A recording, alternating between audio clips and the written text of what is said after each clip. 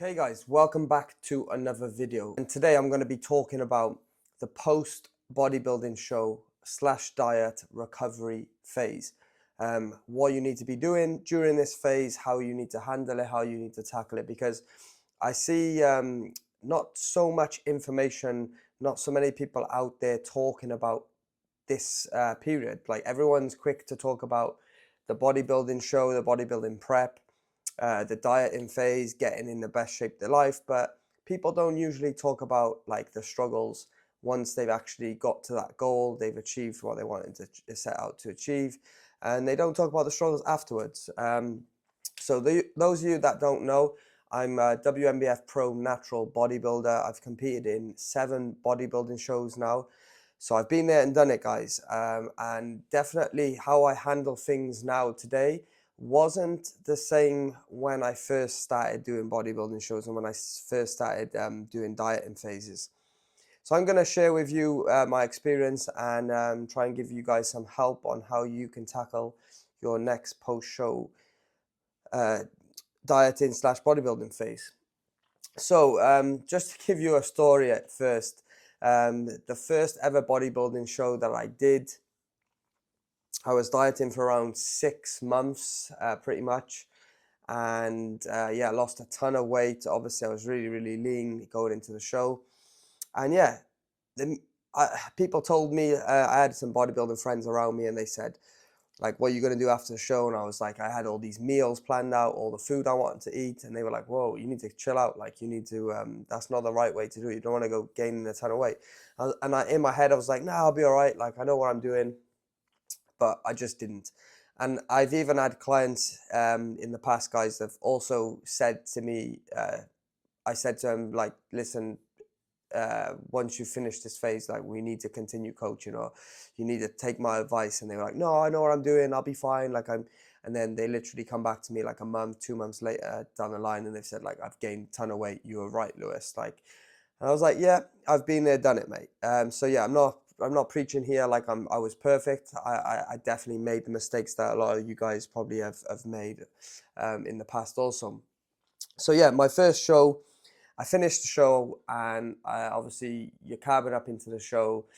I ate a lot of calories. As soon as my show was done, I just basically went through all my like show day food, which was like chocolate, rice cakes, all the rest of it. Just finished it off straight away. Then immediately after that, I went to Five Guys and I ate like a cheeseburger, fries, a large fries, hot dog, milkshake.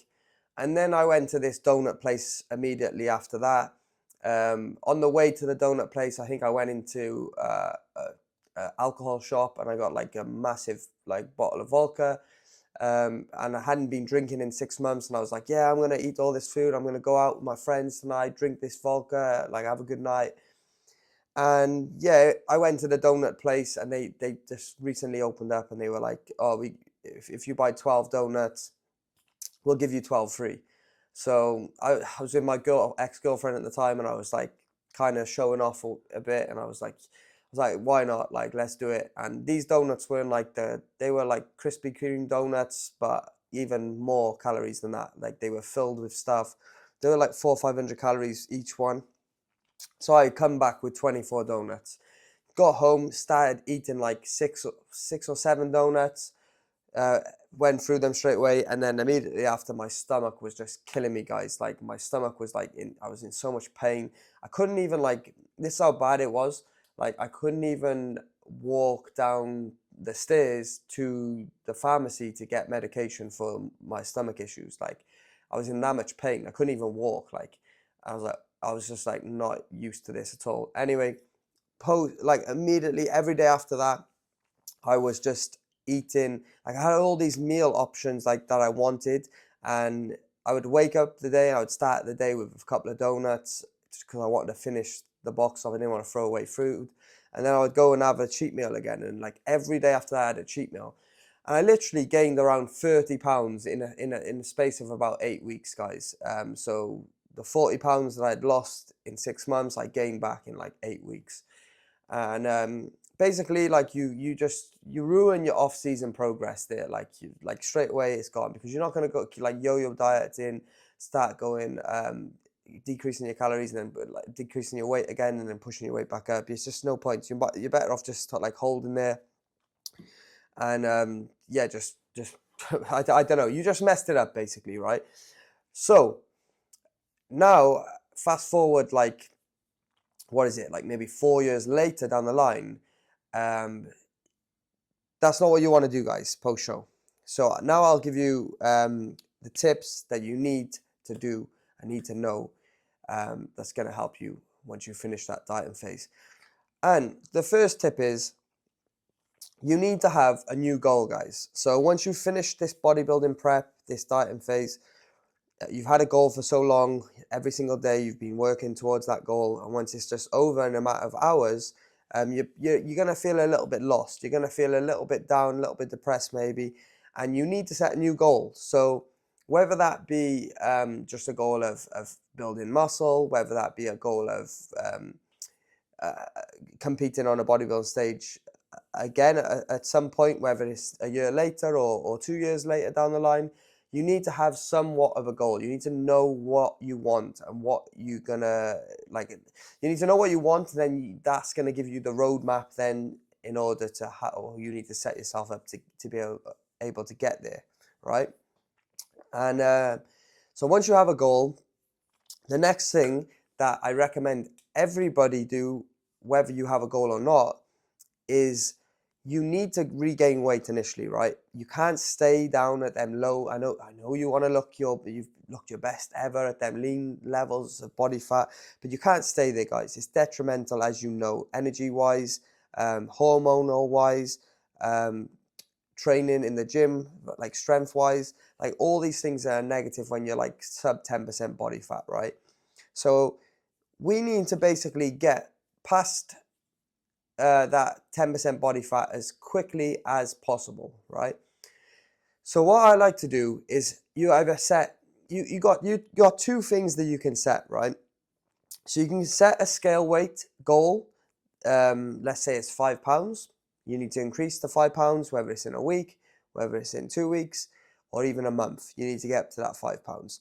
That initial 5 pounds is it's gonna be a buffer. It's basically going to get you out of that deep hole that you've digged yourself in going into that bodybuilding show, and it's going to help you out, and it's not too excessive amount of weight where it's going to derail your off-season progress, right? So that is the goal, the first goal you need to set, whether it could be 5 pounds for yourself, it could be 10 pounds, but I wouldn't go above 10 pounds, that's for sure. And then the next goal then you want to set yourself once you've got to that scale weight,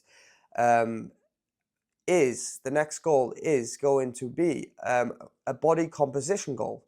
So this is what I like to do with myself and my clients is set a body composition goal. I even like to do this more than a scale weight goal, because if you watch the scale weight going up and down, it can send you a bit crazy, and then that's where you end up in that vicious cycle of like yo-yo dieting, gaining a ton of weight one day in a load of cheat meals and then losing it the next day, and then you're just gonna go crazy, guys. So my opinion, a body composition goal is a better goal to set.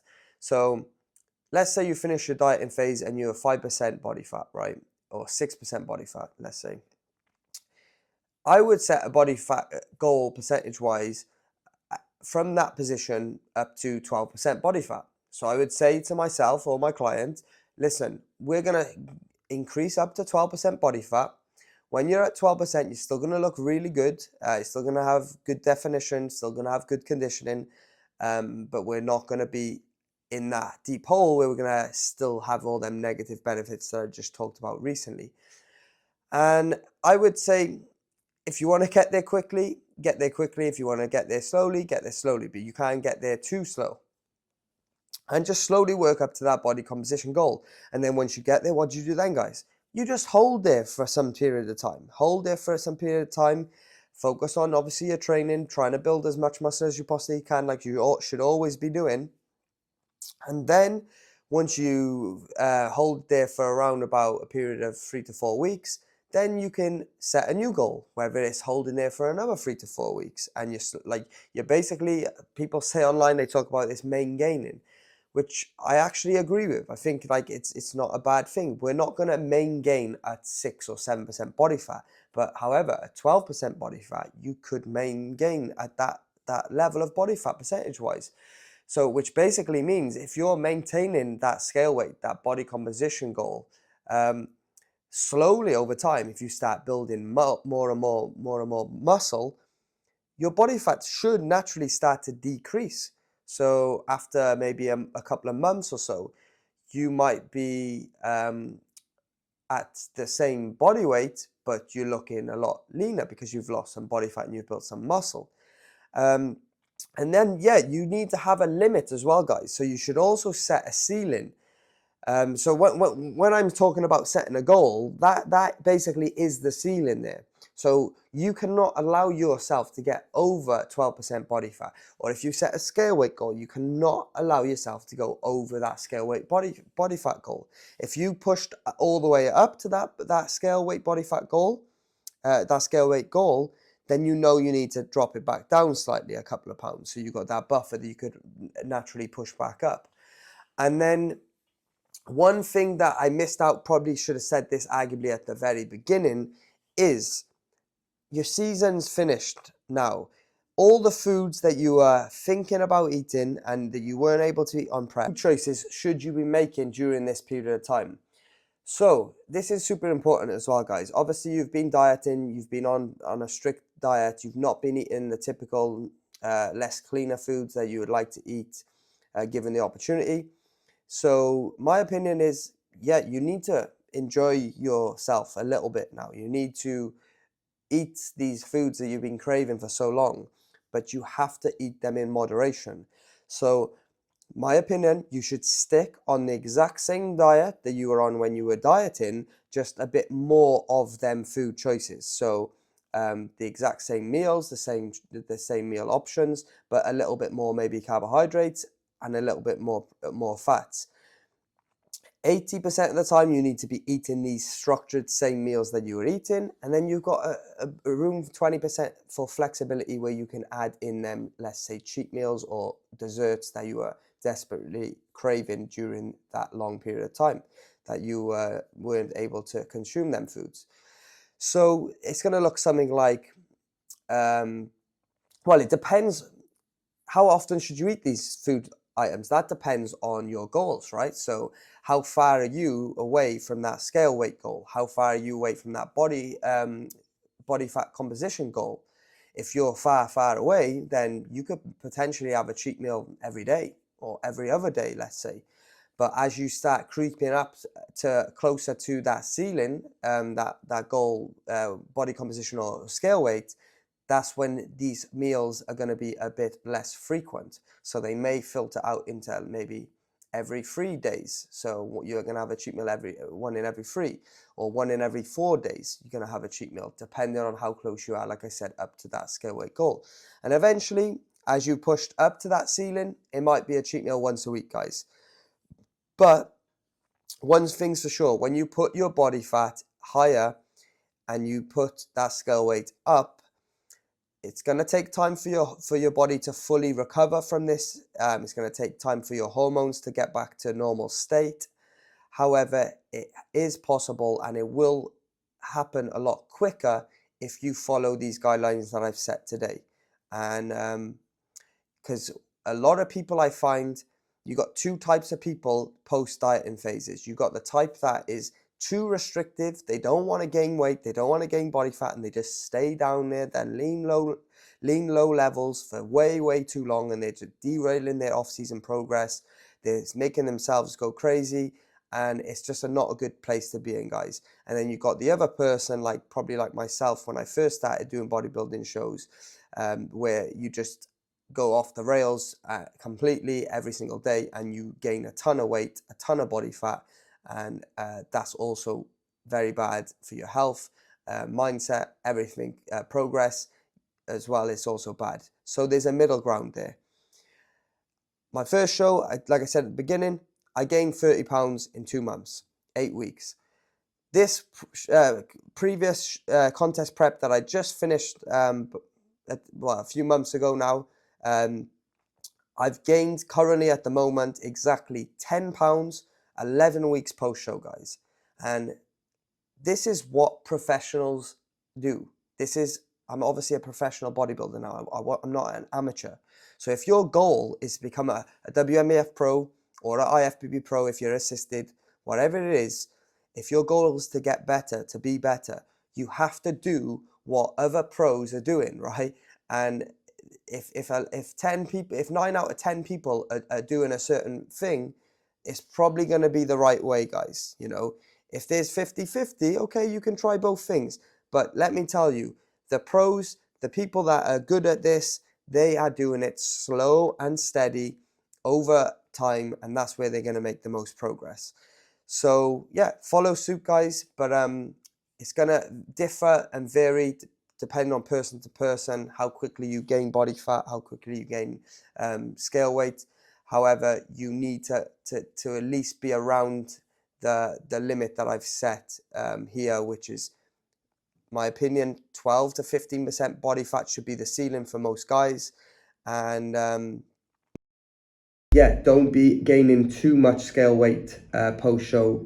Around 10 to 20 pounds should be like your maximum that you should want to gain in an off-season post-dieting phase and post-bodybuilding prep. So yeah, that's the video, guys. I'm going to leave it here. If you got any questions, drop a comment in the comment section below, and I'll see you next week.